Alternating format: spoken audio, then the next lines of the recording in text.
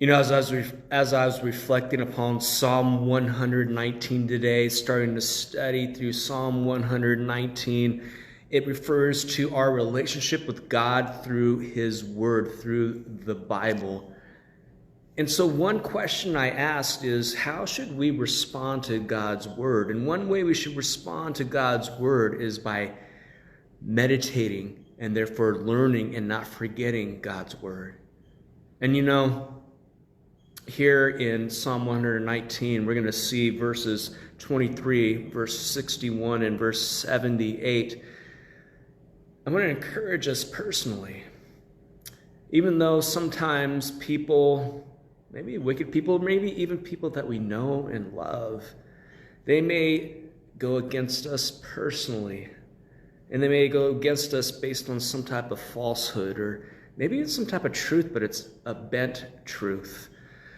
And I want to encourage you, when that happens, don't dwell upon what they are saying. I mean, unless there's some truth in it, then you can address that.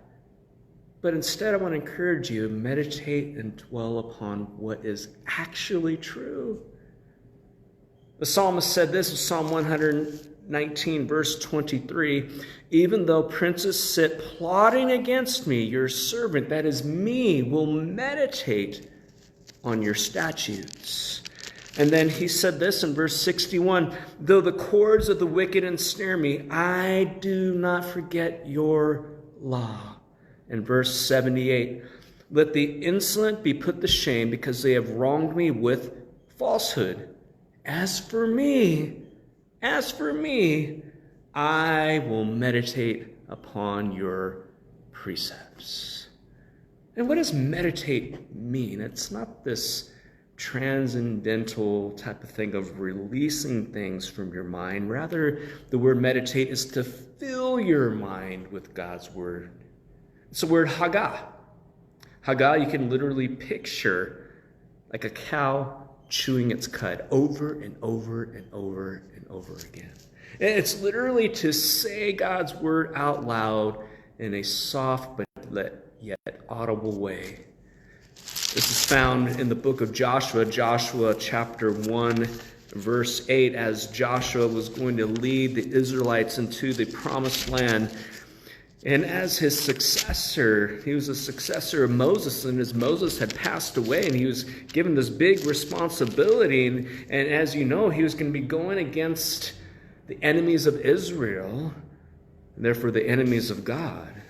And so God told him this book of the law shall not depart from your mouth, but you shall meditate on it day and night, so that you may be careful to do all that is written in it. For then you will make your way prosperous, and then you will have good success. So that's what I want to encourage you today. People may be going against you personally. The world may be going against us as the church, as Christians. Whatever it might be, don't dwell upon the untruthfulness of what they are saying. Don't dwell upon the opposition against you. Dwell upon what is true. I'm going to end with Philippians chapter 4, verse 8. This has to do in the context of anxiety, but this fits with this too. Philippians 4:8. "Finally, brothers, whatever is true, whatever is honorable, whatever is just, whatever is pure, whatever is lovely, whatever is commendable, if there is any excellence, or since there is any excellence, since there is anything worthy of praise, think, meditate upon these things." So I want to encourage you, write down a list of things that you know for sure are true. Obviously, God's word is true, God is true, and make your own list. I know this is verifiable, this is true, this is what I'm going to dwell upon, this is what I'm going to be thinking upon. Dwell upon what is true. May that encourage you this week. Thank you for joining me.